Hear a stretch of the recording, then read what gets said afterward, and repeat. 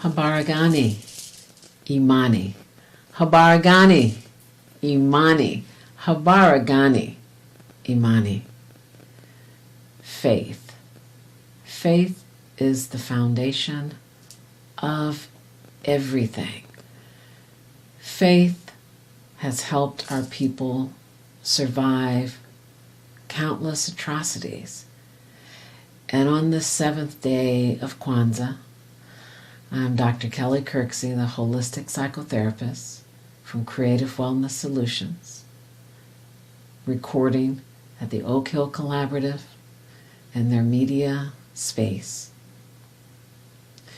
with you to talk a little bit about faith on our wellness journey. Faith is critical because without that seed of faith, then the why to get up in the morning is not present. Faith is critical because it keeps us moving forward. We have to have faith in ourselves, and I would even say that for me, having faith in something beyond myself is so strengthening. Because once I know and remember that I don't have to hang the stars or the moon, that I have faith that all of those things are going to happen, that I have faith that the sun is going to rise, then I can rest and take care of the things that I need to take care of in my ability and capacity. I have faith that all is well despite the illusion of unwell. I think back to the old Negro spiritual, we've come this far by faith. Oh, we can't turn around. We've come this far by faith. And oftentimes, when we lose faith in terms of our mental health, our well-being, we lose faith because we are moving forward and there's fear, some anxiety about what the future brings, or we're leaning back into old regrets.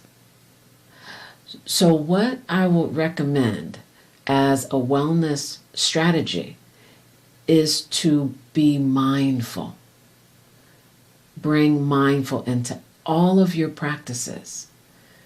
In other words, encouraging yourself to be here now, to be present to yourself in every sacred moment of your life. So often we're moving so fast that we can't even feel our feet beneath us.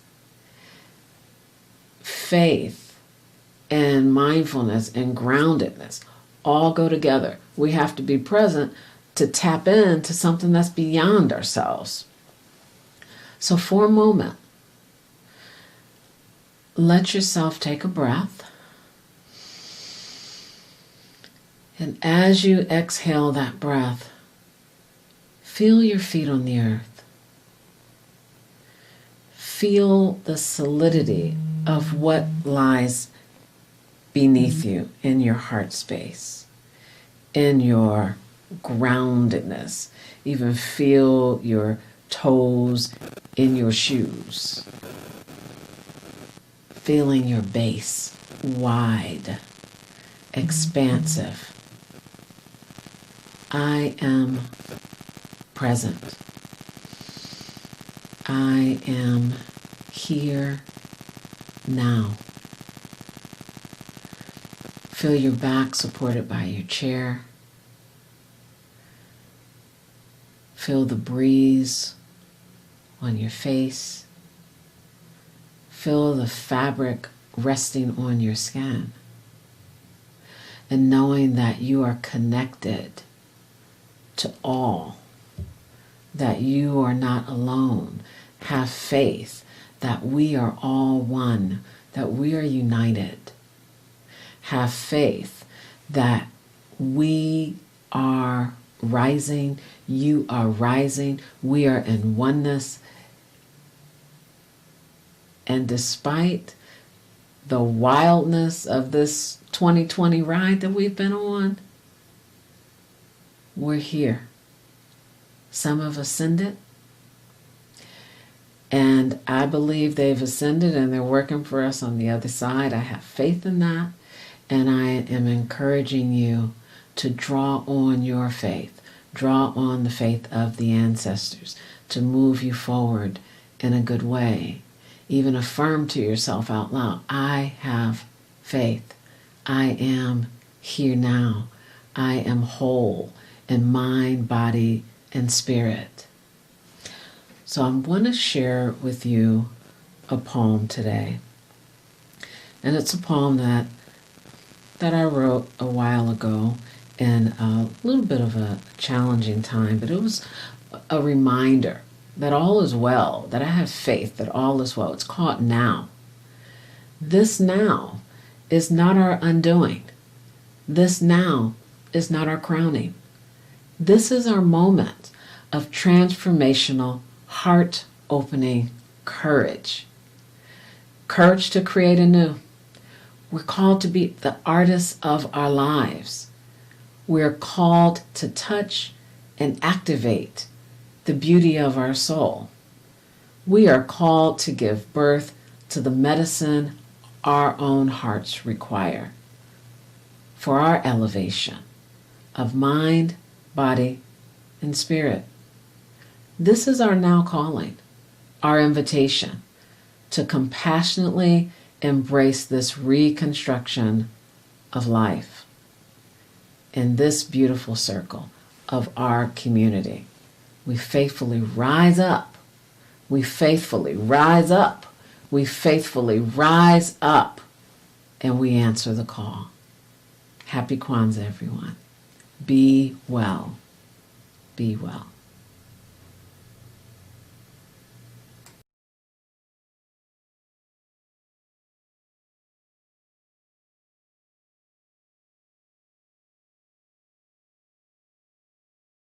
Watch the next video. Watch the next video. Watch the next video. No, I'm just joking, family. Family, thank you for joining us. Be sure to catch us on the next video, family. Peace. Watch the next video. Watch. We need to get in the mindset, according to the American Heart Association, even if we think about 2 lifestyle factors, just 2. We don't have to do all the other stuff, just concentrate on this 2. Exercise and healthy eating. So, what 2 lifestyle habits are we going to concentrate on this week? Exercise and healthy eating. Here, what's going on? 1.1. Okay, sorry about that. All right, so we are saying First the new day of guidelines. Kwanzaa. Need to get down here at King Arts Complex. 2-minute bouts of exercise during the day adds up to your 150 minutes plus for the week. We can do 2 minutes, right? So are we doing 2 minutes? All right, so let us bring up our one and only Dr. Kelly Kersey, who is a clinical psychologist, and she will give us what we call mindful movement. We're starting out with mind, body, and spirit. Go ahead. Abaragani. Abaragani. Abaragani. Uwoja. Welcome, everybody. So I was reflecting on unity, and what came to me is that we can't have unity if we're not in balance in this body, right?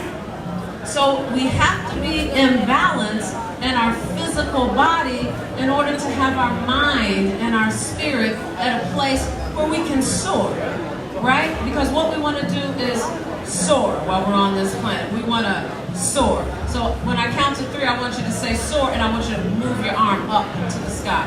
1, 2, 3, soar. 1, 2, 3, soar. 1, 2, 3, soar. 1, 2, 3, soar. We need to soar. And how can we soar if we're walking around as a street sweeper collecting issues from other people, collecting issues that we see perhaps on the news, perhaps things from our past, that we're gathering up all of these things that are keeping us a little heavy, right? Keeping us a little bit heavy. So when we talk about being well in mind, body, and spirit, we have to move the body in order to move the mind. Can we agree on that? Right. So move the mind. On 1, 2, 3, move the mind. 1, 2, 3, move the mind. 1, 2, 3, move the mind. 1, 2, 3, move the mind. All right, so I'm going to show you all some simple practices to help move the energy in your body. Because as we're going through life and we're feeling a little heavy and we're thinking about some things that have been in our past that may not have felt so good, we can carry that around. And it gets stuck in the physical, in the folds of the start at the top of the head, and we're going to move down through the body. So I want you to follow me, and we're going to have a drum beat. So I'm going to put this microphone down so I can really move with both of my hands, and I'm going to invite you to stand up, get on your feet, lift that.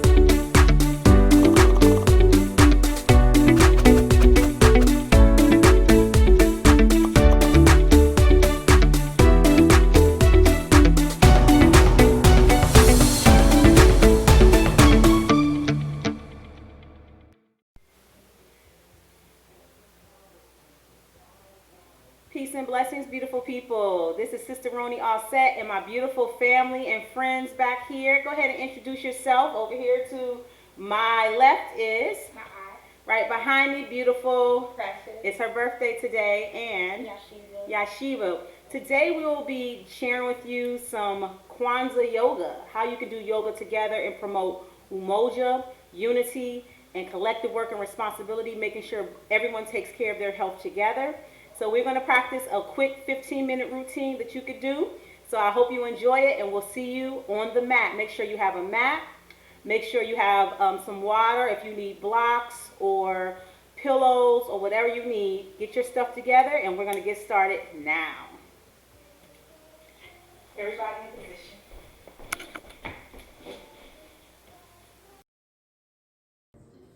All right. Habarigani, everyone. We are going to begin with the journey of Ra, or as you might have heard it called, the sun salutation, which is 12 to 16 movements that stretch the entire body, awaken all of the energy systems in the body, all of the organ systems in the body, allow the body to feel vital, strong, and healthy. Even when it's cloudy outside and the sun is not shining, we are going to ignite our own sun, our own fire within, through the journey of Ra. This can be done in a chair as well, so you can modify it by just doing the upper parts in the chair. So we're going to go ahead and get started. We start off by bringing our feet together, standing in victorious Haru or mountain pose, palms facing forward. Relax the shoulders back and down. Relax the face. And begin breathing in and out through the nose. Allowing yourself to feel fully present in your beautiful bodies. Giving thanks for life, giving thanks for mobility and movement. We're going to slowly begin to breathe our hands up. Circle sweep them up and around the body. Your hands should be above your head now. Slowly exhale back, bringing the hands into a triangle. The thumbs are touching and the index fingers. Go back as far as you can for a nice back bend. Lifting back up through the legs, get nice and tall, and slowly fold forward. Bringing your hands down to frame the feet on the side of the feet. Release your neck. Just relax and let everything go here. If you want to move your knees from front to back, please feel good and feel free to move as you need. Then we're slowly going to bring our left foot back behind us. We're a nice lunge here.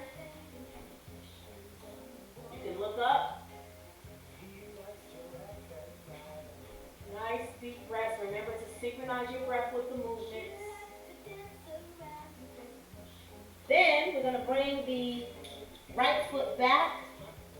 So now we are in newt pose or the pyramid pose. Palms are flat.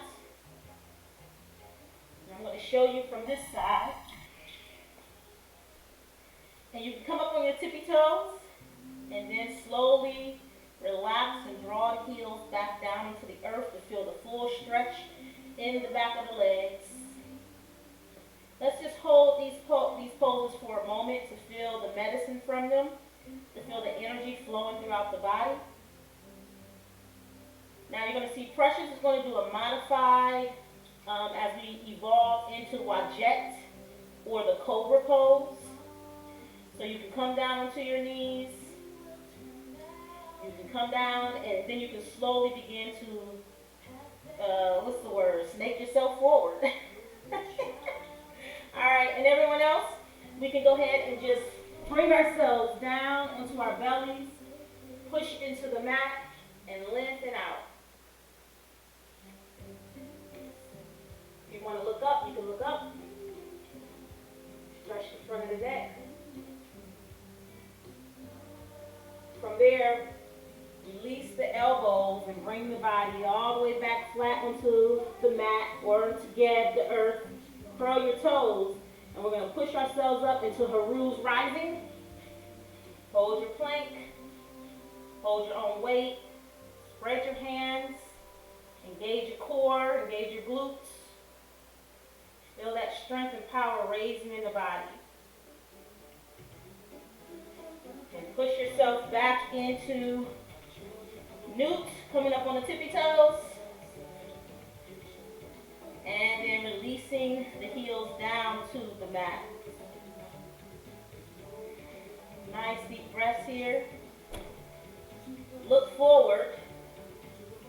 And then you're going to bring your left foot back in front.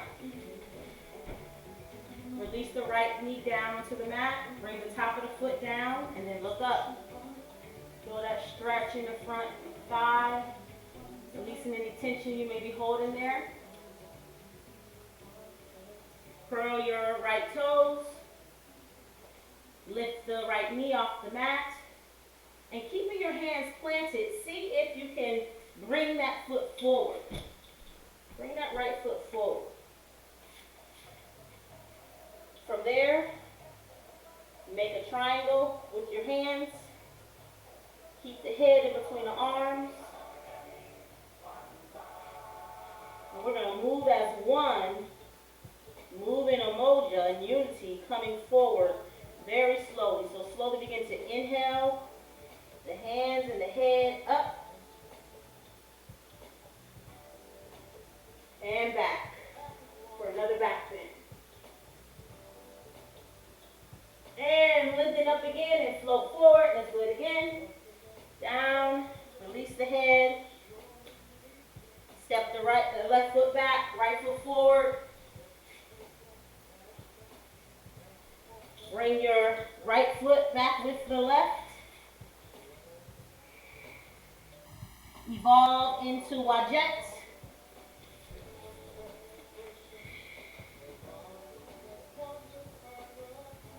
We're going to add on, we're going to go into the Harukahuti pose, or what we call Sphinx pose. Drawing the glutes back to the heels and the belly onto the thighs. Now look up. This is our pose of actualization, our pose of mastery of the higher self over the lower self. Now open your arms out to the side of your mat. Take a nice deep breath in. And on your exhale, slowly roll the face forward, not touching it. And we're just going to bring the forearms down. So this is going to be a lower back stretch here. So the elbows are onto the mat. The palms of the hands are flat onto the mat. Fingers are spread. We just stretch this lower spine here. All right, slowly come all the way back down. Bring the face down. Curl your toes underneath. Push your hands to the mat. Come up into Haru's rising. power, vitality, strength, showing victory and power. Draw the hips back up into the sky. Lengthen out the arms. Press into the mat. Come up onto your tippy toes. Stretch, stretch, stretch. And then release and draw the heels down. Good. Look forward. Let's take that left foot in between the hands. Draw the right heel, right legs back, top of the foot down. Look forward. Release. Look back at your mat. Bring the right foot to the left foot for a nice forward bend.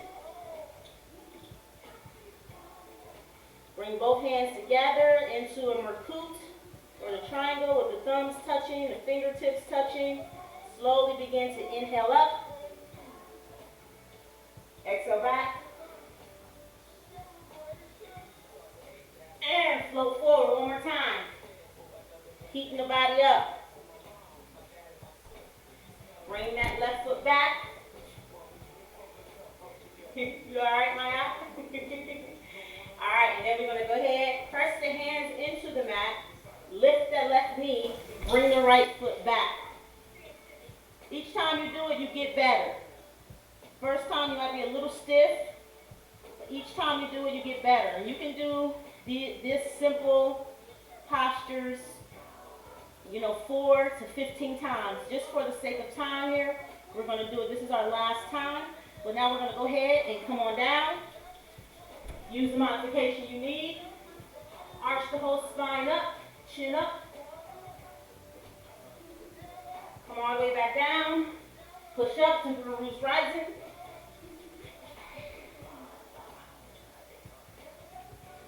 Yeah, make sure you keep your head aligned with your spine. You keep everything lifted from the core to the glutes. Tighten the glutes. And back up into new pose. Sit bones going up. Beautiful back there, sunshine. Beautiful back there, precious. Yes, Maya. You can always bend the knees here if it becomes too intense. All right, flatten the feet down. Feel that stretch. Look forward. And then we take that left foot in between the hands. Look up. And then bring the right foot in between the hands. Release the neck in between the arms. Nice deep breaths. And then slowly inhale up. And exhale back. Inhale all the way up. Bring the arms down, heart center. You should feel heat and energy flowing throughout your entire body. Now from there, take the hands out to the side. We're going to cross our hands and do the Asar pose for replenishment, which is important during this Kwanzaa season, that we replenish, restore, and resurrect our higher selves. Slowly bring both hands forward. We're going to bend our knees and come down into our sets creation pose. Come on down. See if you can bring the feet together and balance on your toes. Bringing our hands to our heart. Inhale, both hands up. As you are in this pose, think about what you want to create for the new year. For the new Gregorian year, what would you like to bring into existence? You are the co-creator of the universe, of your reality, of what takes place in the African American community. Let us continue to build and be creative. Bring both hands down onto the sides of the knees. Bring your knees together. And come back up into a forward bend. Bring the hands up underneath the knees. Active back extension. Inhale, both hands up. Evolve into the throne pose. Sit the glutes back. Bring the hands together at the heart. And we're gonna twist and turn as much as you can, because we have to be flexible in our spine. Beautiful and flexible for health and longevity. Inhale, both hands up, over the head, temple hands, exhale back. And slowly come forward on the opposite side. See if you can look up towards the ceiling. If not, if that doesn't feel comfortable, just look forward or look down towards the mat. So see what feels most comfortable here. We are twisting the spine. We are releasing toxins from the abdominal organs. We are making sacred space in the joints of the spine. Slowly inhale back up again. Exhale, bring the hands heart center. Now, find a partner. This is an opportunity for you to practice, umoja and unity with your family and promote health and wellness. So let's start off with our feet like this, side to side. Come over you come onto my mat. So take your foot that way in a V. All right, take the other foot, the left foot at a 90-degree angle. All right, take both hands out. I'm gonna grab hands here and exhale over. Reach out. How y'all doing back there? Good. Okay. Then take it forward. Release hands. Both hands come forward as you are what they would call a warrior one, and then lean back again. See if you can touch hands. All right, release. Come forward. We're gonna lean into each other, counterbalance each other as we build our house of stability. Press into my hands. Good, stretching. Take the opposite feet towards each other. All right. Take the opposite hand behind the back. There we go. Warrior friend. Let's grab her hand. Yep. Now look over your opposite shoulder. All right. All right. Come back side to side. Step side to side. Release. Take both hands up in the middle. We can't see y'all back there, so I'm gonna move over. Okay. We are going to bring our hands together in the center. Let's bring our hips together. And we take the opposite foot until we are balanced. So we make a double tree. Good. And release, step out. She steps that way, I step this way. Step out, go back over. Foot side to side.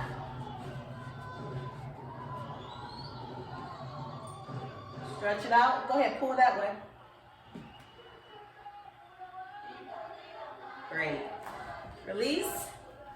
Those are just a few poses you could do with your family and friends. We are going to prepare for some breathing exercises as we go into a relaxation pose, okay? Okay, we're going to end our practice today with some nice deep breathing. So let us begin with inhales, just natural inhales and exhales through the nose. Holding the breath for a moment and then releasing. Inhale. And exhale.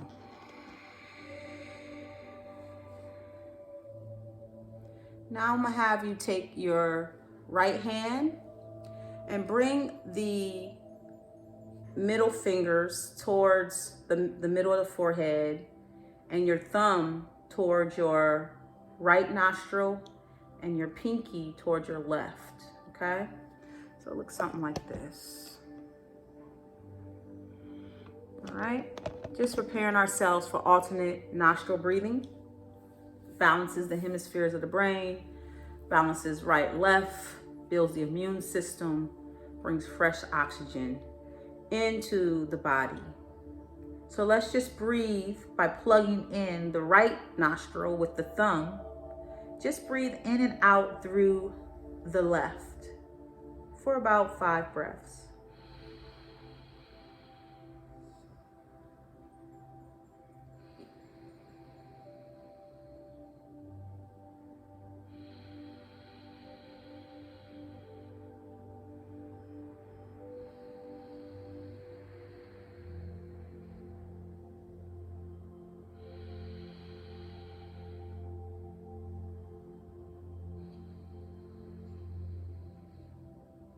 Now, plug in the left nostril and breathe in and out through the right.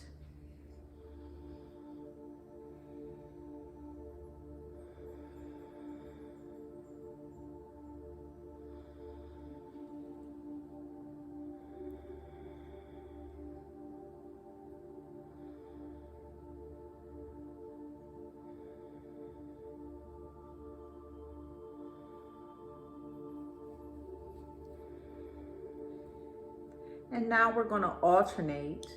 So what we're going to do is we're going to breathe in through the right nostril and retain the breath. Savor the breath for a moment. Then plug in the right nostril and release through the left.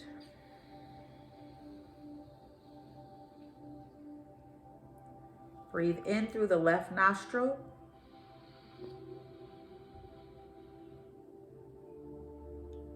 Exhale through the right.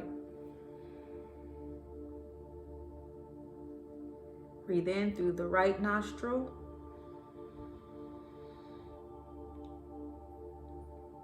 Exhale through the left.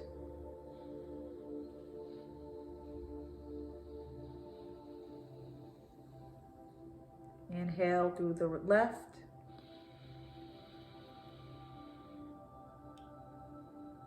Exhale through the right. Slowly release your hands onto your knees and breathe naturally for a moment.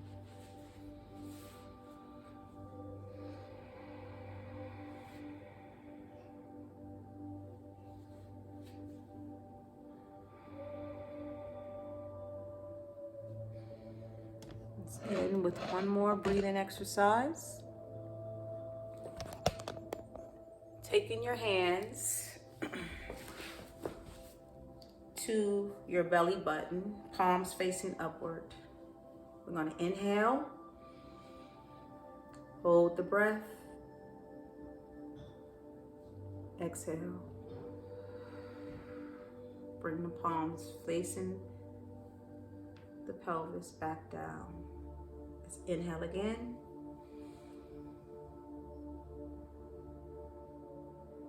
And exhale.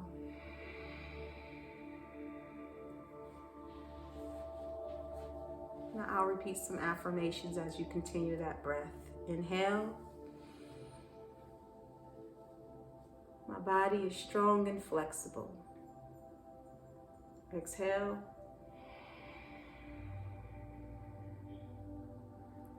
My mind is clear. Inhale. My heart is filled with love, wisdom, and power. Exhale. All in equal measure. One more time. Inhale. My body is strong and flexible. Exhale. My mind is clear. Inhale. My heart is filled with love, wisdom, and power. Exhale. All in equal measure. Circle the hands around your body. Inhale the hands up. Exhale, bring the hands slowly down the center of the body into the heart center. May your heart be as light as a feather. May you have a wonderful Kwanzaa and celebrate it with family and friends. Remember that health is wealth, so we as a community must make an effort, a strong effort to maintain our physical health and vitality with water, exercise, air, light, thinking, happy and positive thoughts, healthy food, and sleep. Peace and blessings. Happy Kwanzaa. Baragani.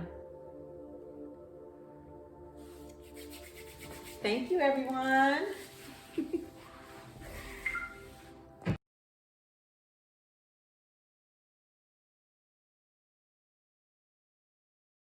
You know, it really wasn't a doubt. I knew I would do well. Enough. But I really didn't, I mean, it was not on my mind. I just wanted to get better. And I think if you focus on being the best within yourself, all that stuff will come. Right. I hear people say, get your money on. I hate that. And that's your motivation? If you do well, the money will come. That's what I know. You know what I mean? And quit focusing on the money. Right.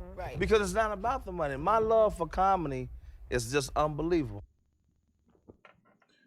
Family, man. Bernie Mac was cold. Y'all really, really, really need to listen to his words, but I've been telling y'all about this mastery shit for a long time.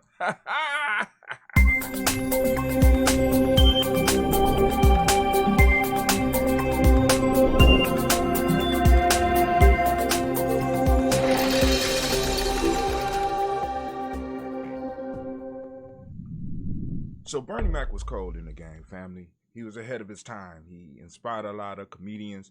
And I saw this meme. I said, I got to do something with this because I'm saying shit, but it don't seem to be hitting people. So I have to start putting up other people's shit. I mean, it's very simple. But anyway, what Bernie Mac was talking about was mastery. He said, get better. He wanted to get better and better at his craft. Family, first off, decide on what your craft is, right? And start mastering it, right? Don't worry about the money. You know what I'm saying? As one of my elders told me a long time ago, get all of the failures out of the way, right? Get into it. Get good enough at it that you affect other people in a way that they want to help you, right? And helping you means that they have to buy a product from you. They will. Family, trust me. Work on mastery. Skip all the other stuff. Become the best at what you do. That's your goal right now. Especially those of you that's in Gye-Nyame and those that want to go farther. Check us out. Come to freegnjecourse.com. And family, let's start building. Because we're about to take it to another level here at Gye-Nyame Journey. Peace. Watch the next video. Watch the next video. Watch the next video. No, I'm just joking, family. Family, thank you for joining us. Be sure to catch us on the next video, family. Peace. Watch the next video. Watch.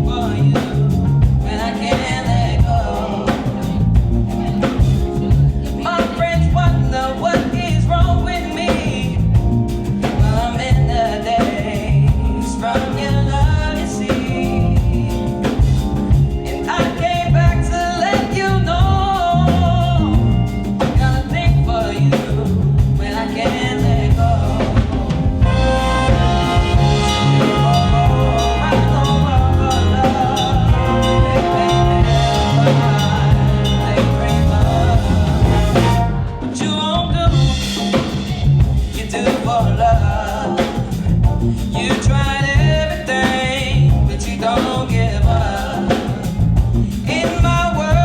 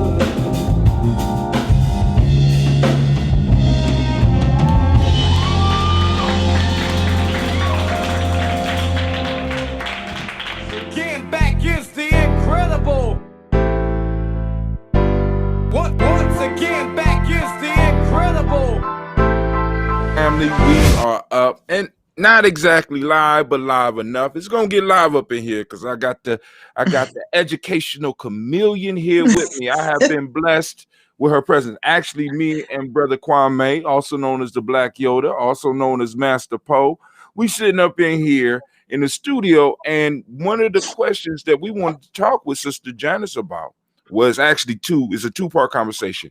We want to talk about education because she was basically born in the teaching field. And we also want to talk about her principle of choice, which just happens to be Ujima. All right, how you doing today? I'm Miss good. How are Raleigh? you? How y'all doing? We doing good, man. Over this part, we somewhere between the earth and the sky, ain't touching dirt That's it. nowhere. That's right. You know what I'm saying? That's right. So how's things going in Detroit for you as far as the whole education piece, if you don't mind me asking? So Detroit, the poorest, most segregated urban center in the entire United States, we're struggling. We were struggling before COVID. COVID adds a layer of struggle that is almost incomprehensible. So we're challenged up here. In addition to today is the first day of winter, I am a child of the sun, so I ain't happy. But hey, so speaking of that, you do know that there's a major conjunction happening, which has been taken in the past days as a sign of change. So get out there and catch those rays, baby. This is going to right. Our time is coming. So now, if you were in charge of education in Detroit or even a nation, because we got big dreams here, Gye-Nyame Journey. We talking about doing some political things. What would be some of the changes that you would make in the education system? So it's really interesting that you asked that question as we discuss the third principle of Kwanzaa, because the truth is, one of the reasons why we are failing in a general sense in public education is because we continue to try to educate the kids, period. And the truth is, we have to collectively participate in this process called education. It doesn't just include the kids. It includes their parents. It includes their community. It includes the larger family of sorts. Educating a child alone is just us treading uphill constantly. We have to be working collectively, everyone, in terms of education. So if I were in charge, it would be a process that would be much more collective. It would involve, in any way we could, more than just the students. So you said we've been kind of, like, in a sense, treading water, climbing up a hill over and over again. How is the way we do education now? In what ways have you seen it affecting us as far as society, affecting us especially in the Black community? You know what I'm saying? Because, like, what are some of the issues that you have seen come out of how we're educating our young people? So one of the concerns I've had over and over and over again, I started in the education game on the collegiate level. And so I started teaching adults. It was my youthfulness and my love of young people that led me to decide to go the K-12 route. When I went the K-12 route, I then learned the classroom. I wound up working at the district level, and now I'm back in the school. So I've seen education at every single level.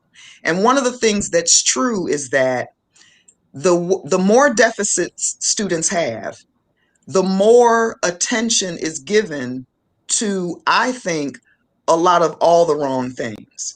For example, if we've got students that are coming from homes and families where education is not a value, there are all kinds of things that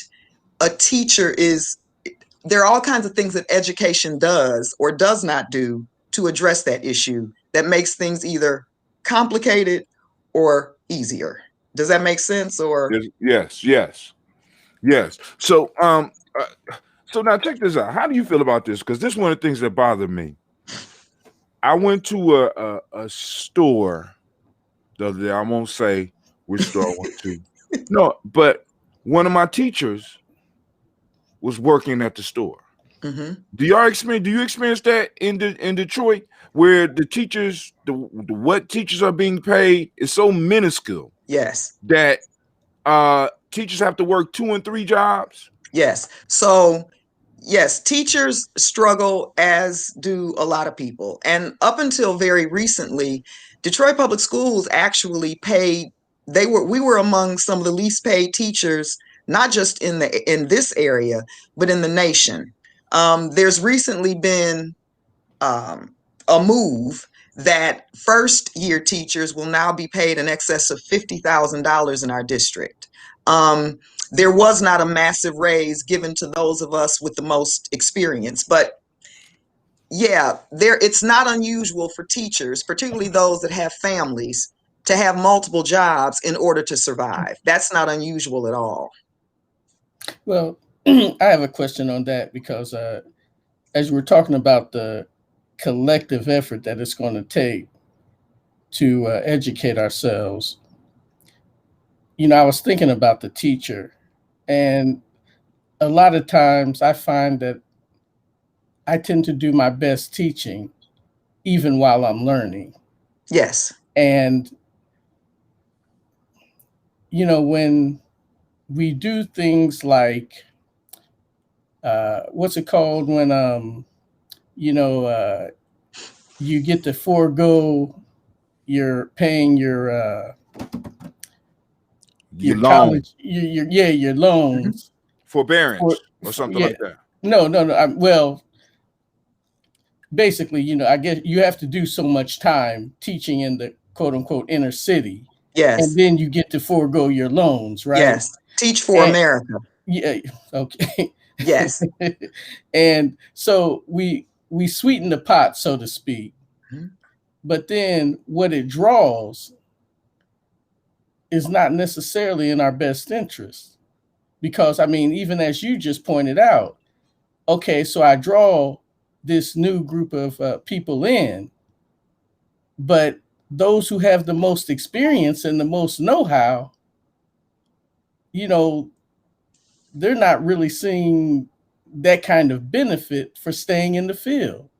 Right. And let me add, that's an excellent point. And let me add this. For a very long time, there's been a lot of discussions about programs such as Teach for America and other programs that ask the best and the brightest to come into the teaching profession. If you do this for 3 to 5 years, we'll pay off all of your loans. Here's the rub. Education as an undertaking, if done justly, requires a great deal of personal commitment from those who are involved. If my primary commitment is to pay off my student loans, right, then yes, for a period of time, I'll do what I have to do. But many of those students coming into the program know that after that 3 to 5 year period, they're off to do what they really want to do. And so for me, as a person dedicated to both the profession and the kids, those people they're dangerous to me because of their lack of commitment to the only thing that matters in the process. And so while they may be very bright, when they are teaching a particular lesson, they're not light on their feet to immediately address what's missing. They're not thoughtful about the enterprise that they're engaged in. They're just trying to get to the next pay period to get eventually for their loans to be paid off. And so while I've met some very knowledgeable teachers in programs like that, the vast majority of them are quite honestly not interested in the work. And you can tell in terms of what the output that you get. Now you talking about this whole commitment piece, man. Listen. All right. So you got people getting in the field, and let me add this to the end of that. You have some people who get in for the 3 to 5 years, and then end up being stuck because the dream that they were trying to pursue, they no longer pursue, and they get hooked on the salary, so they can't leave now because they have invested in life. Right. So now we got somebody in the classroom who don't even like our kids, right, our children. Forgive me, our children, and they're tearing our kids up. Yes. Now, so before we get into this whole Gye-Nyame piece, what are some of the methods that you use to bring out the best in your students?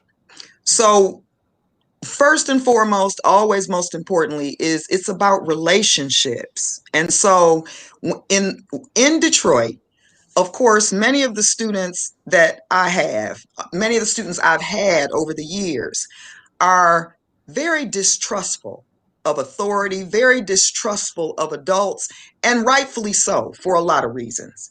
And so, one of the things that I do when I first meet students, first of all, when students have me, my reputation precedes me. And so, I have to break down walls, and because I really am seen as tough, as no nonsense, as very, very serious about education. We live in a world today where we give our children way too much authority to choose, for example, who their teachers are. And so when kids come to me, I already know that I need to humanize myself for them to get them to be able to begin to do the work. And so I introduce myself to them. I tell them that I came through the same school district they did.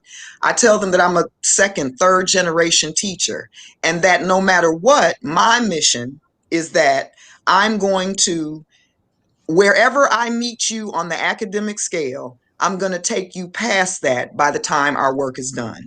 And so I sort of make a promise to them. The baby. I sort of make a promise to them that I'm going to elevate their thinking. All right. So what you caught me with something else, because this is something I wanted to hit on anyway. You said that you are a third generation teacher. Yes. Yes. So you gonna have to break that shit down for me. Excuse me. So behind me, that dude in the flowered shirt is my dad. He's been gone 2 years now, but my father was one of the first African American men ever hired to teach instrumental music in Detroit public schools. His father was also a musician who was a teacher. And so my father taught for nearly 42 years in Detroit public schools.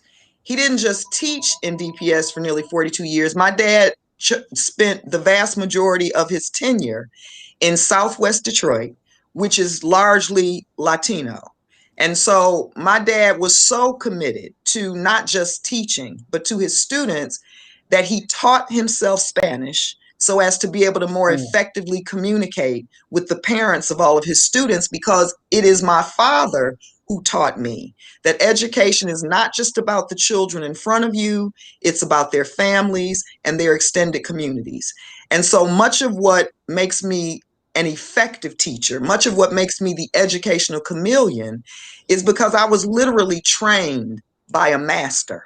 Literally. The man next to him in the picture is my brother and my mentor, Dr. Carl Taylor, who's a longtime criminologist, sociologist at Michigan State, who is very, very knowledgeable. He is one of the foremost leading academics about criminology, gangs, and gang behavior.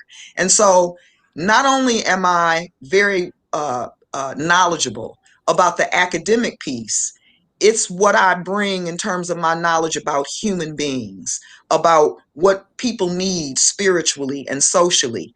All of that is what comes together to make me an effective teacher. There are a lot of teachers that have pieces of all of that.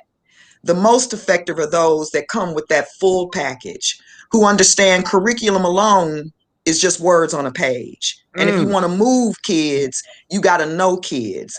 You don't have to love them or love their behavior, but you got to like working with young people.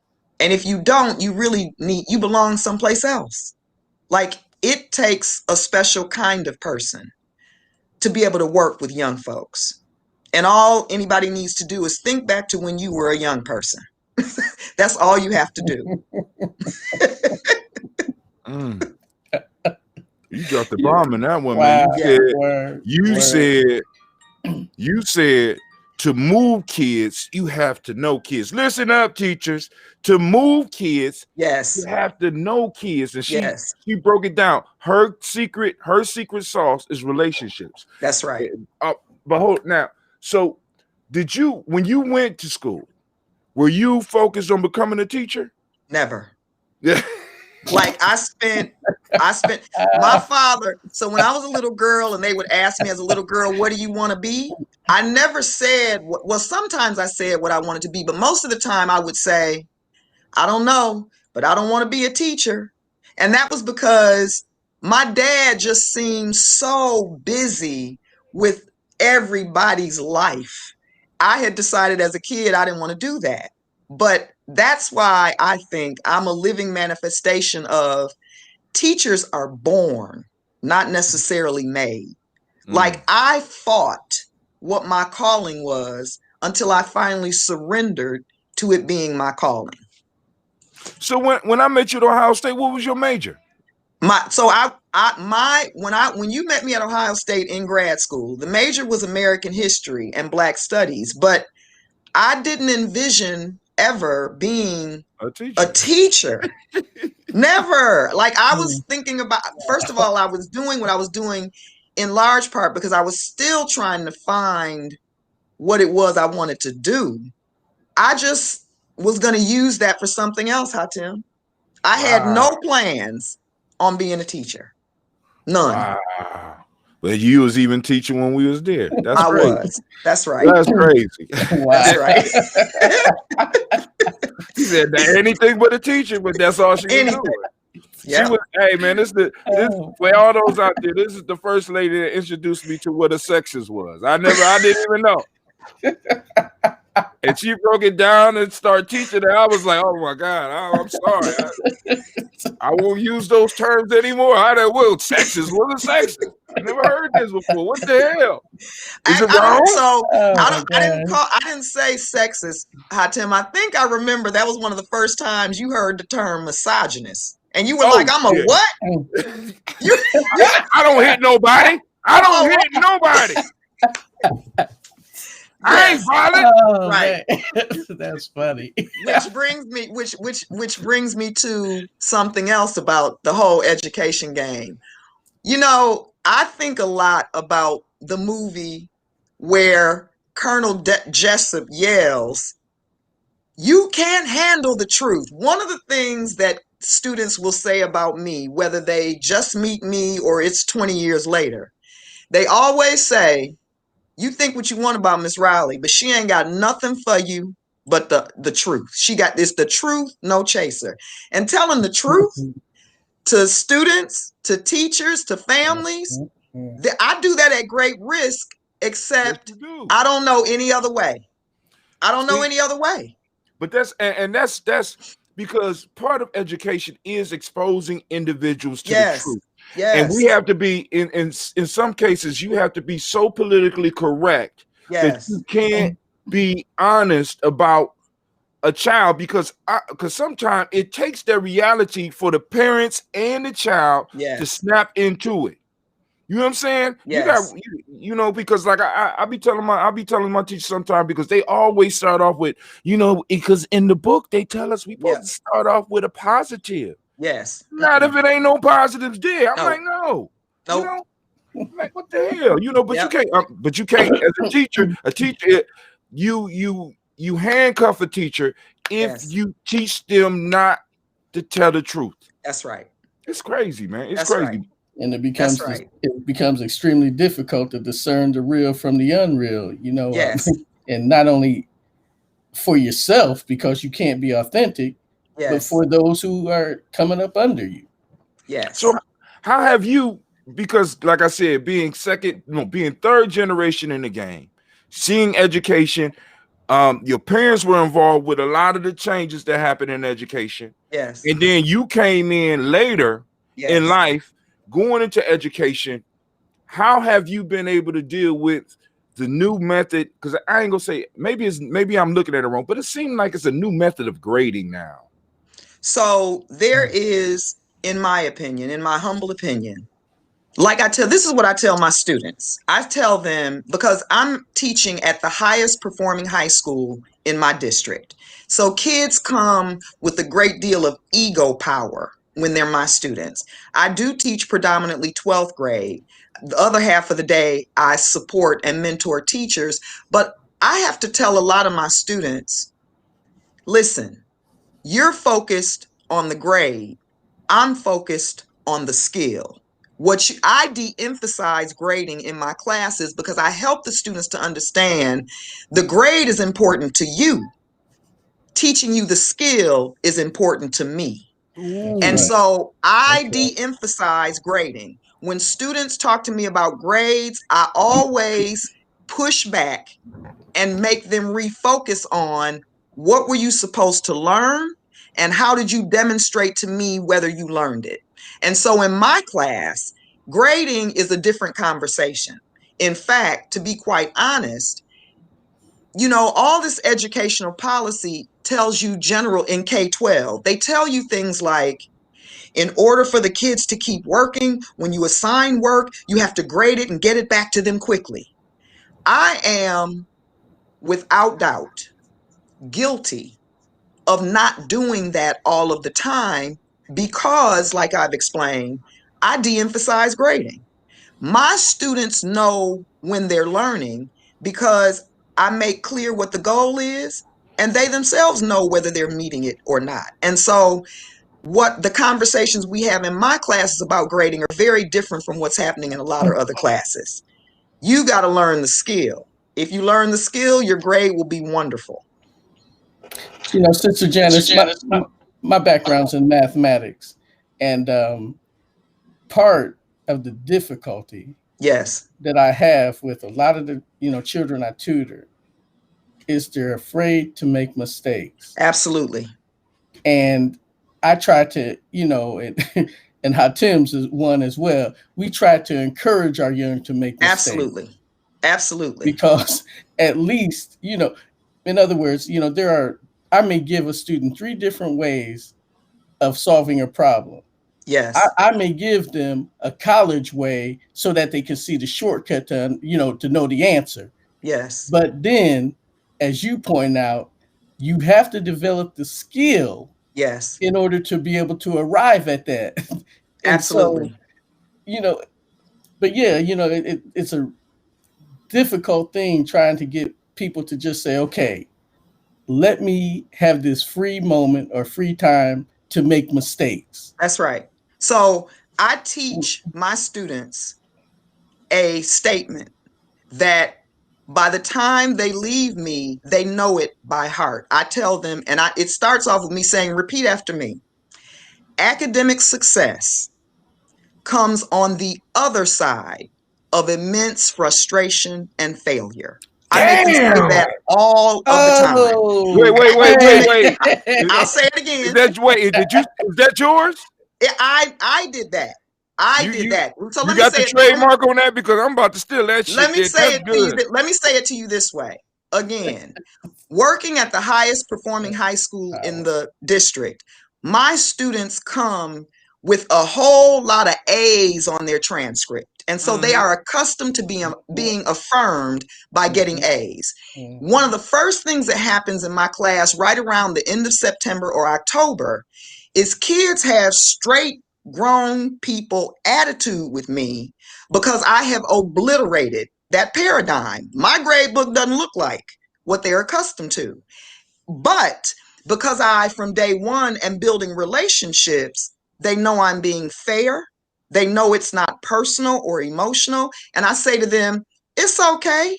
I said, people don't come in the world winning. That happens on TV. Academic success, and then they repeat, academic success comes on the other side of immense frustration and failure. And over time, me making them say it over and over again, them being able to watch themselves grow, not necessarily by the grades getting better, but by their success at the skills getting better. By the time we get to the end of the first semester, those kids know that statement and they start sharing it with their friends who are not my students. I've used it year after year after year. And to be quite honest, it was a sentence created out of the frustration of my students. I understood what Kwame just said. I understood that kids who are from communities that are just mired in loss, all they want is a win. And so we can get you to the win, but wins are not achieved every time you try something. You become a winner after you failed a lot. I have a video on YouTube that talks about if you want to teach a child to win, you got to teach him how to lose. Period. Man, all right. So now Powerful. let's go on and encourage. Let's go on and encourage. Listen, I told you my sister be bringing the heat. Hold on, she don't be bringing the heat.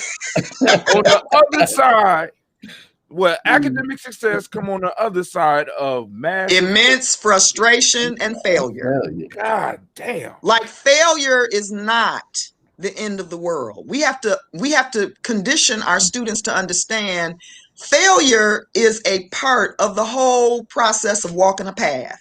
You're not going to win all the time. But you know, it ain't the kids we got to go in. No, that's what I'm saying. It's those parents, because I be having parents talk about, I had a parent come in like a third quarter of a school year and be like, my baby ain't never had a C. Yep.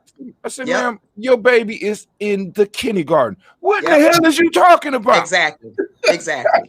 How are we supposed to have a real conversation here? Exactly. When you in an illusion. Right.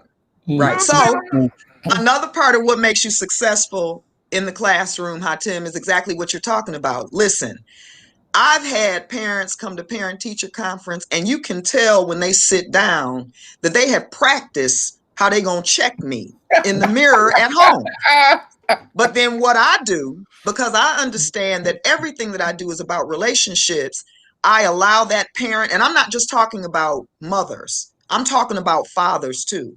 I allow that parent to have that emotional space, and I let them attack me however they're going to attack me. One of the things I do that probably has gotten me in trouble a couple times is I have a faint smile on my face as they're attacking me. And that is for me to not respond in kind.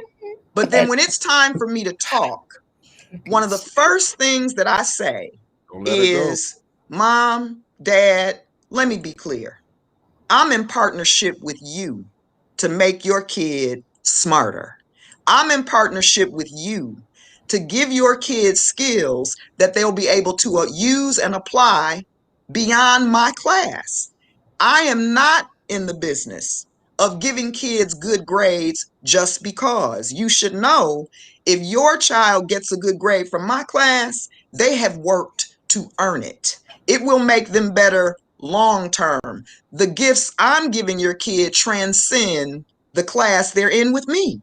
I'm teaching them real things about real life. By the time I'm done with my little speech in response to their emotional breakdown, parents are putty in my hands because they understand I care about their child and that I'm hard on their child because I want to make them better.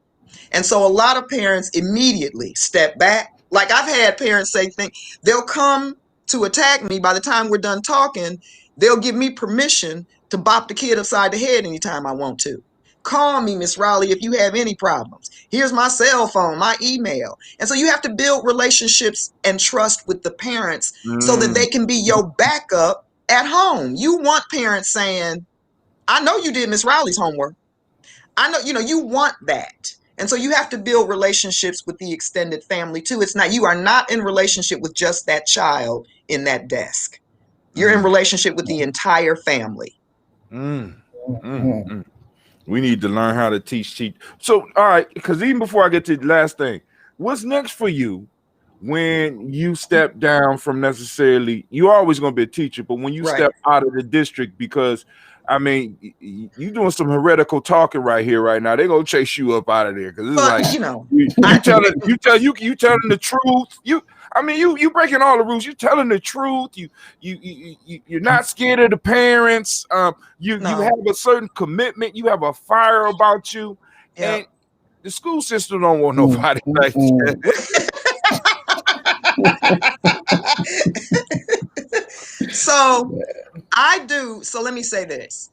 I've spent my entire career being there for teachers. And so one of the things I'm trying to do right now with intention is I really want my voice to be one that can be heard by people everywhere who are really in this for the long run, who are really in this to make a difference in the life of children, because I've garnered a lot of knowledge and understanding that I think can be shared with other people to give them the same kind of success with young people. And so after this, whatever that means, I just want to have a larger voice, a larger audience to be able to make a bigger difference.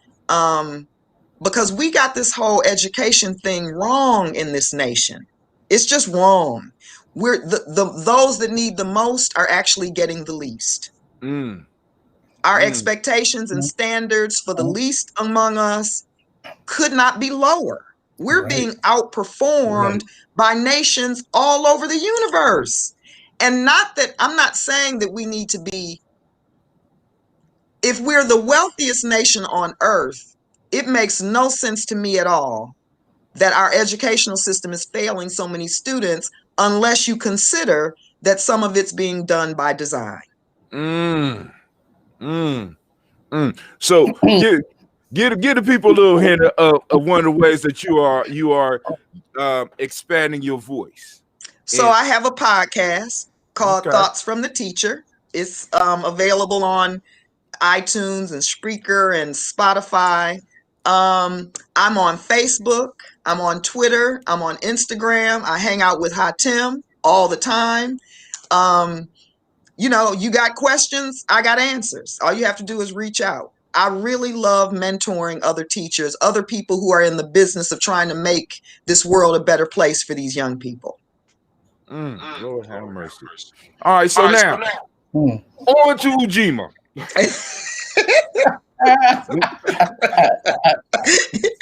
When I called her, I asked her, I said, I want to interview you. You know, of course, my sister said yes, you know, because that's what big sisters do for little brothers. Right. That's right.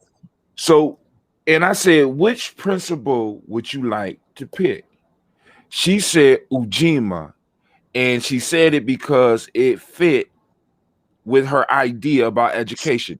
Can you tell us how Ujima, even though you already did, but go a little bit further in how Ujima fits in with education? So it's the third principle. 3 isn't that the number of wisdom and harmony? It can be, but it's also the number of communication. And communication and creativity and optimism.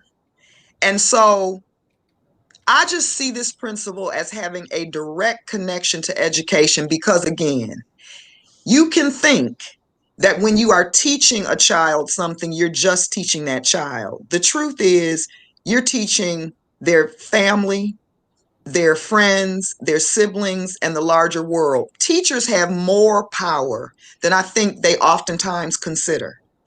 And the task that we do, we may instruct, for example, those of us that teach K-12, we're instructing these young people, these children in front of us, but everything that they're learning from us seeps into the rest of the world. Everything that we put in them is going to come out of them, just as what happens to them in their homes and families. And so I just think that adults in particular need to be more cognizant of the fact that children are learning all of the time.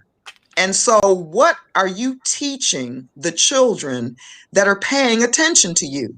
Like, all adults are the teachers of children, because children look to imitate. Adults need to be much more serious about what they're putting out, because young people are picking up, imitating, listening, making judgments about right and wrong, good and bad, what is valued and what shouldn't be valued. We have to step our adult game up. These young people that so many adults talk so negatively about are a literal mirror of us. Right. All the things that we see that we don't like, we need to, like Michael Jackson said, be that man in the mirror. They're getting it honestly. One of the things I spend a lot of times talking to teachers about, a teacher will come to me and say, have you ever met? And, you know, they'll be out of their mind about a kid. And oftentimes my response is, have you ever talked to his mother? And then, there's a lot of pause, because children in general they're not Martians that just behave in some crazy way. They're always explanations that have to do with who they're coming from, what's going on there, etc. So a true teacher realizes that they're not teaching a student, but they're teaching a collective. Absolutely. Absolutely. Speak to And how a responsible adult recognizes that when they're interacting with a child, they're also interacting with other adults in that child's life. It's not this singular back and forth. Like, we used to understand how impressionable children were. At some point, we began to forget that our children are children. Just because we put more responsibility on them doesn't make them any more mature. They are still children. That's right. Your father, because he had taught Spanish-speaking children, I can imagine how that impressed upon you that whole notion of what you teach that child, it goes back home and filters through that family. Absolutely. Because I can't, the number of, I used to more or less watch over Spanish-speaking children while their parents would be, quote unquote, upstairs learning English as a second language. Yes. And I had established a relationship with one of the parents, and it was interesting. I mean, this is kind of funny, but I'll make it quick. I was doing a graduate class in Spanish, and I wanted him to hear it to make sure it flowed correctly, right? Mm-hmm. Mm-hmm. And I forgot I was calling him, and I said, "Hey, is George there?" And he was like, "No," and hung up the phone. Oh. And then I thought about it again. I was like, "Oh snap!" Right? This dude ain't gonna talk to nobody in English, right? So I called back and asked for him. Of course, talking to him in Spanish, and now he's there, right? Yeah. But again, so that was from my Spanish speaking experiences. I'm sure your father, conveyed that message to you through his experience. Absolutely. But also a number of our African children. Yes. Particularly, I'm thinking of West Africa. Yes. With this one family in particular where literally a 15 to 16-year-old young lady is intelligent as all get out from Senegal. And her mom basically gives all papers to her to handle that business that deals with schooling and stuff. Right. And so, yeah, there's just interesting to note how these things, occur, because a lot of us just don't think about that kind of stuff. Absolutely. Absolutely. Man, oh man. So, you got anything else for us? Who, me? Yeah, you. It's freestyle time now. We about to flow. This is the wealth of she's sitting on a wealth of stuff over there. I just so what else can I add? Let me say this. Okay, so here we go.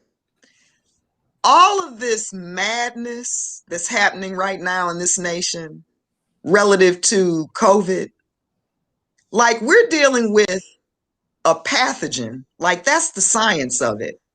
But one of the things I cannot turn my head away from is this is also helping those of us who are thinkers to see just how much work we need to do in this nation to assist people with being able to interpret basic facts and information. The ability of all of these millions of people to be intellectually manipulated by absolute nonsense is frightening to me as a person who understands the development of the mind. It is scary to me to see so many adults, families, and communities who will tell you the sky is blue if it's purple. I just see it as a clarion call to all of us interested in education. Like, we can see all around us, we got a lot of work to do. A whole lot. As a collective, speaking of our Kwanzaa principle. Mm-hmm. And the responsibility. Yes, collectively, we have a lot of work to do. Like, we got a lot of work to do when we have nearly 80 million people talking about a virus is a hoax. A lot of work to do. A lot of work to do. I often talk about the practical application of, some of the things we know.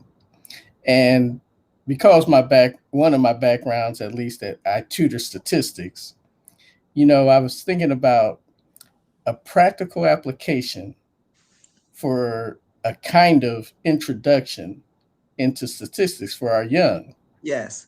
And like you said, I mean, when I first heard about the virus and I heard about all the naysayers and this, that, and the other, one of my underlying questions was, okay, one real simple way of getting a gauge on this is go over the past 10 years, see what the average number of deaths is, at a certain point in the year, compare it with, what we've just gone through. Yes, yes. That's one way, a quick, fast, dirty way, but, that's one way to do it.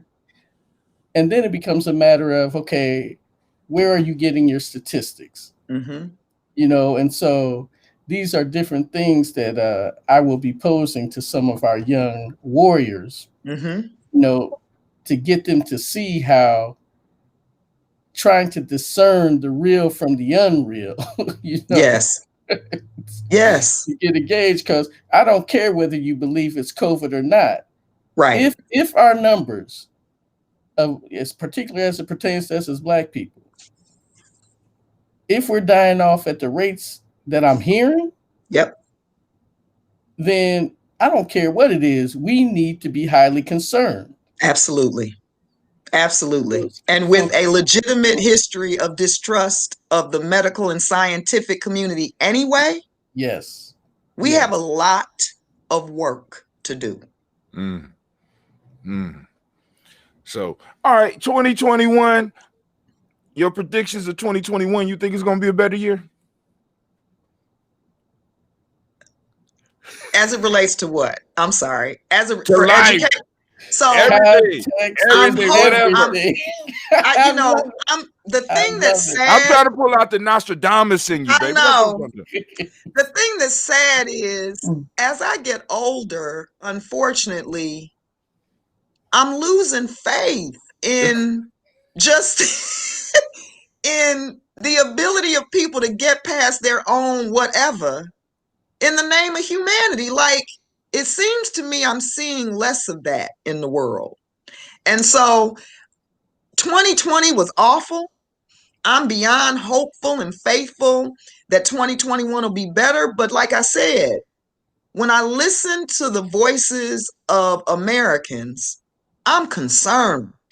When I'm listening to what's not being said, because as far as I'm concerned, what Kwame just highlighted, I don't think we've had adequate at all enough discussion about what this virus is doing to communities of color. And the whole notion of public health is something that needs to be discussed by everybody. But like, race is just this thing that precludes advancement in what's supposed to be a progressive nation. So, Hatem, I'm hopeful. I'm hopeful it's going to be a better year.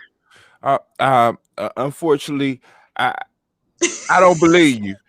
You don't sound enthusiastic and shit. I don't believe you. You sound like one of those teachers now trying to explain how my son is the idiot with all these. Listen, I'm hopeful that they said he was in drugs, Craig, but what I'm seeing is, but I'm hopeful that he will be able to make it You know, Sister Janice, I'll see my wife, you know, she'll be at her office desk in the other room, and I go in there, babe, how you doing? And she'll say something about fine or something like that. I said, could you be a little more convincing? 2021, she started off going down the road like, I'm losing faith. And then she did all that. Then she turned around and say, well, I'm hopeful. Oh, I gotta have faith. If I don't have faith, what I got? I gotta have faith. No, but Janice, I hear you. I hear you, Janice, because you were going old school. You know, one of the things when I was younger with my grandmother, and I might have done something I wasn't supposed to somebody, right? Right. And she'll say, go say you're sorry. And I'll look at her like, well, I ain't sorry. She said, well, basically, you go and fake it till you make it. That's right. That's right. That's right. So that's coming from the old school.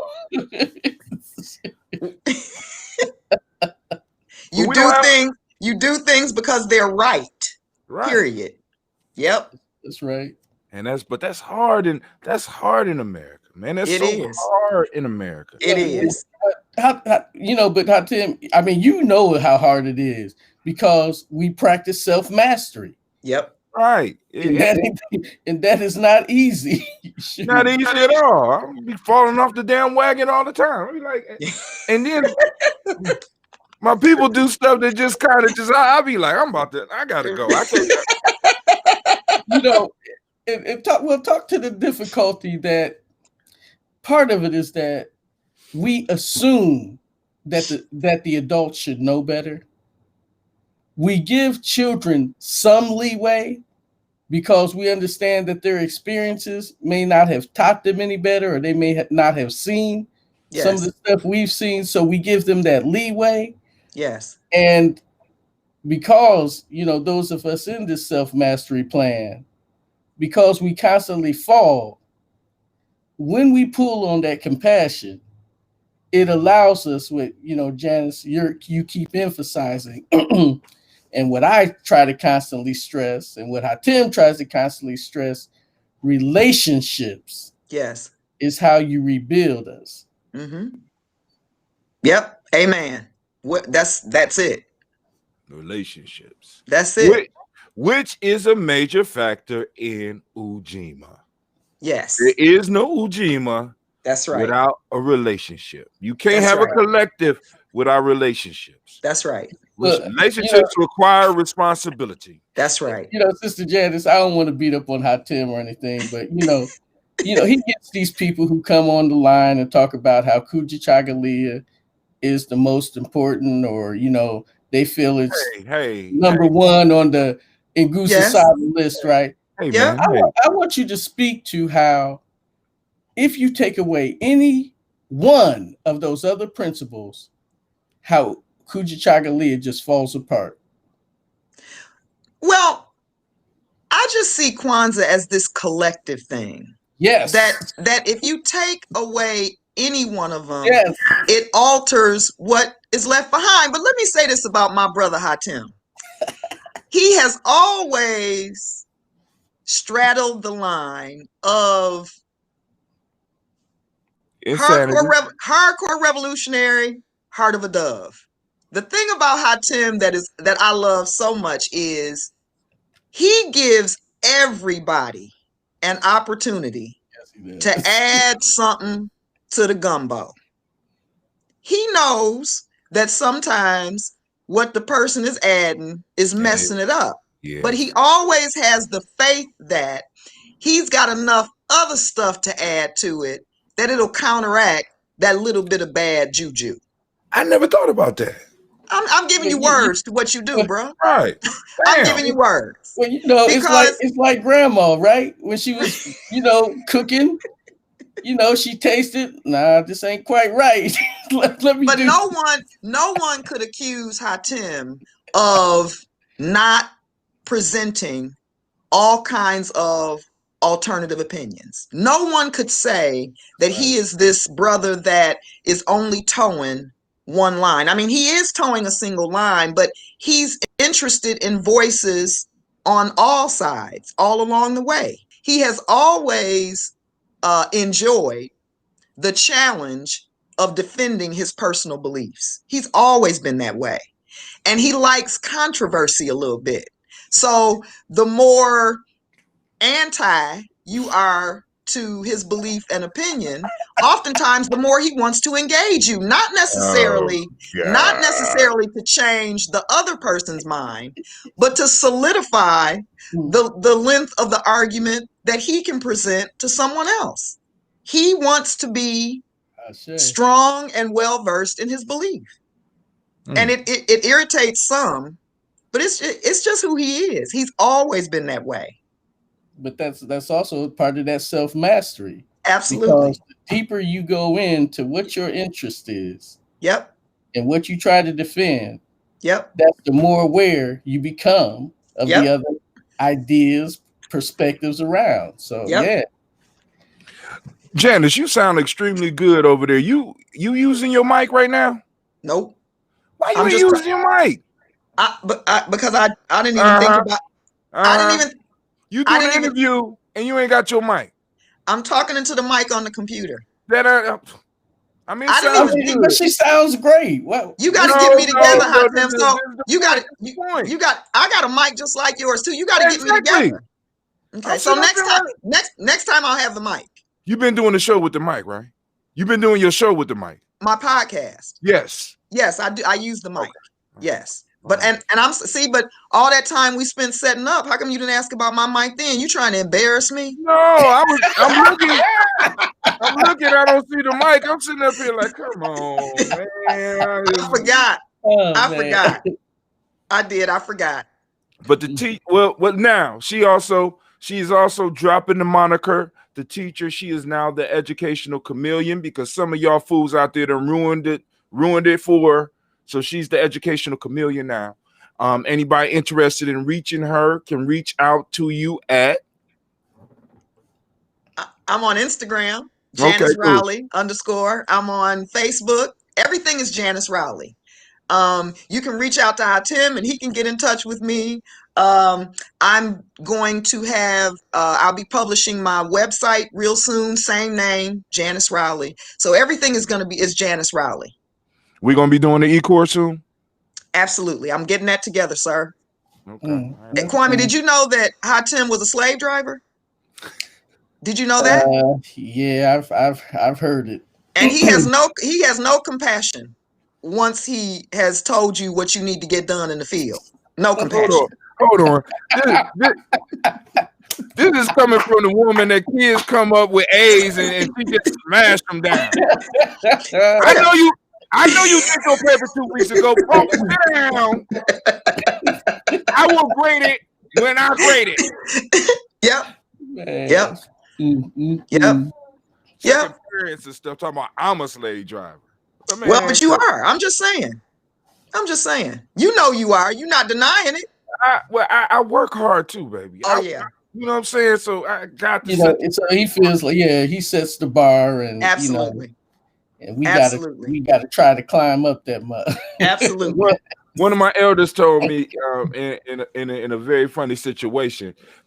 We was looking for some nation builders for Simba one time. Somehow we got in a conversation, and he looked at me and we talking. He said, you can't be comparing nation builders to you.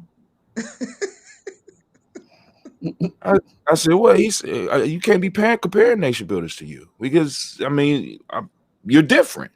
You know what I'm saying? You don't have a normal life. We need people with a normal. Because at this time I was living in the house with my sons and he knew all the stories. He like, man, you're not normal. So when we're looking for nation builders, we can't. You're not the comparison. We don't need. You know what I'm saying? We can't. The bar is too high. Right. It's too high. So in other words, you were called an anomaly, an outlier. And in many ways, that's usually what I am wherever I go because it's like I jump at the shit and I jump all the way in. You know what I'm saying? I try to most of the time. No, you do. You do. You've always been that way too. You do. So, but my big sister, I love you, and I Love want you to too. I want to thank you for joining us. Thank And you once so much for again, having me. oh, Thank we're gonna you. have you back. We're Oh, gonna have most it back. We're gonna have you definitely, back. man. Good. Because I want to do something on the effects of Brown versus Board of Education. And On like I told you before, we can do that, but our school system looks more like Plessy versus Ferguson. and you're gonna have to break that one down. You know what I'm saying? Okay. You're gonna have to break it. You're Yeah. gonna have to break it. So, you know what I'm saying? So, but everybody, I want to thank y'all for joining us on the journey. This is Ujima Yes. during Kwanzaa, and we're gonna be airing this over and over again. So y'all ain't got to worry. I mean, well, catch it when you can, right? But also make sure that you support what is it? Thoughts of the Teacher? Where's it? Thoughts from the Teacher, the Thoughts from podcast. the Yes. Teacher. You ain't gonna change the Thoughts from the Chameleon? No, it's Thoughts from the Teacher featuring the Educational Chameleon. Right. Yes. So check it out. Those of you that's on Gye-Nyame Journey, I'll be posting. Y'all can see her post up on my on Gye-Nyame Journey timeline, as well as every time she drop a show, we're posting it up. It's good information. I'm sharing it with other people in education as well. And it's not just for educators, family. That's the information that she gives can help us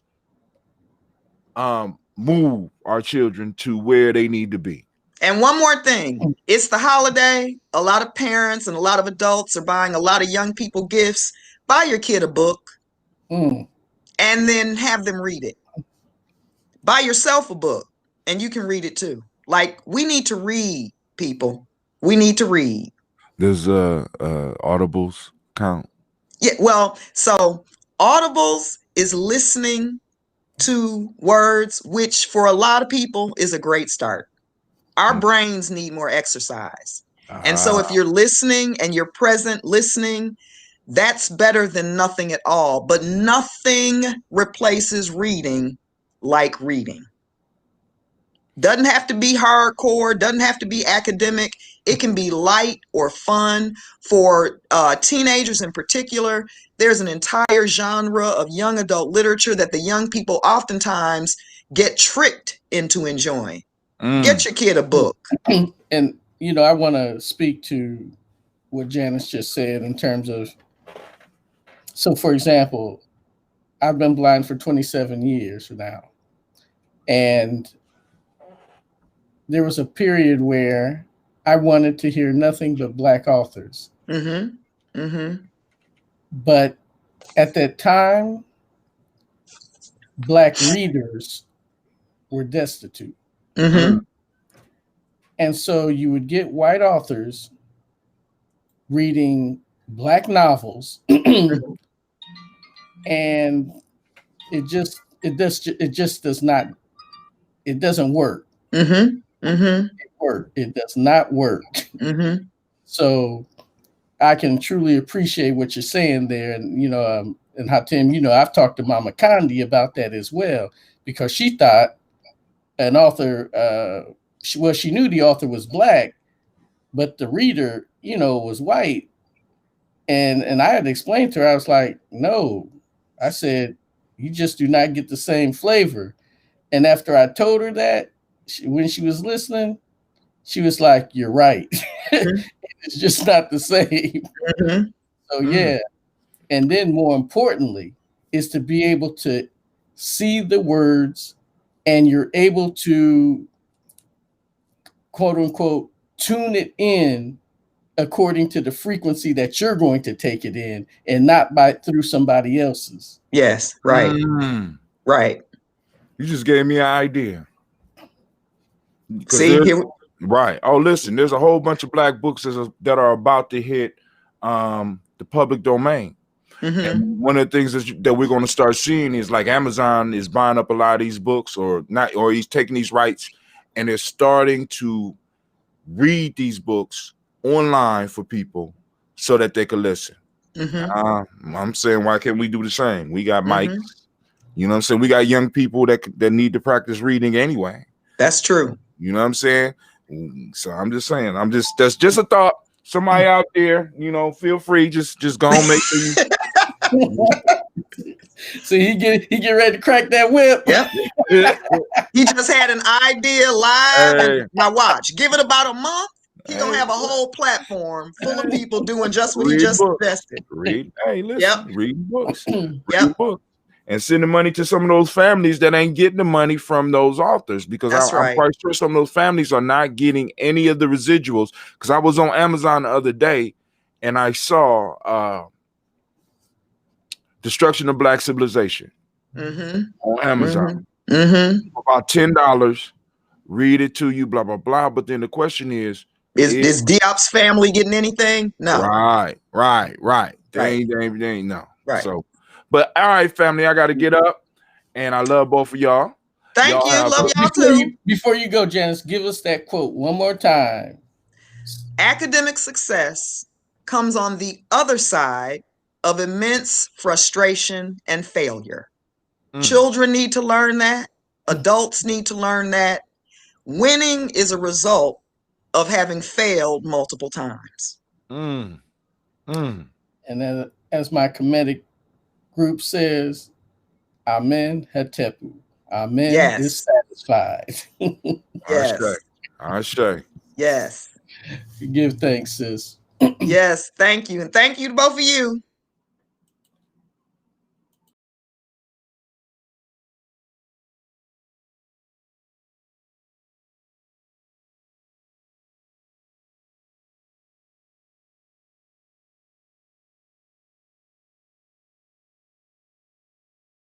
Watch the next video.